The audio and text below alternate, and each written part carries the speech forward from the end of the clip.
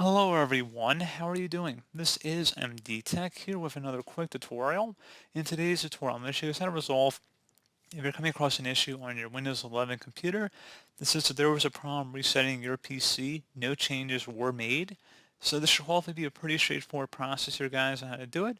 And without further ado, let's go ahead and jump straight into it. So we are going to start off by opening up the search menu. Type in CMD. Best result should come back with command prompt. Go ahead and right click on it and select run as administrator. If you receive a user account control prompt, select yes. And now I will have 3 commands in the description of my video, guys. So go ahead and copy the first one and then just copy like I said. And then right click on the top bar of the command prompt window. Select edit and then select paste to paste it in. Once you have everything in like you see it on my screen, go ahead and hit enter to run it. And then there's going to be 2 more commands. So we're going to be starting with REN. So go ahead and copy the first one and then paste it into the command prompt window and hit enter.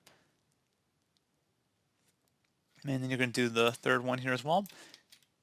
This is just what's coming up on my screen because it cannot be accessed, but in your case it should be fine. If you're still seeing that on your computer, I recommend actually restarting your computer and then attempt to run these commands. One way around this potential error message as well that's being used, if you were going on Microsoft's website and download Windows 11 to a DVD or USB flash drive and then boot your computer off of it and then select the command prompt option, then you could run these commands like I just showed here and then it should work fine. So that's a potential troubleshoot as well if you're unable to boot into Windows. So just want to put that out there. The commands should work fine if you are booting off the DVD. Actually probably encouraged in some ways. So if you need to search my video library on how to boot Windows from an ISO file, you can go ahead and search for that on my channel.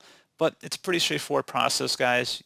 And as always, thank you for watching. Do hope I was able to help you out, and I do look forward to catching you all in the next tutorial. Goodbye.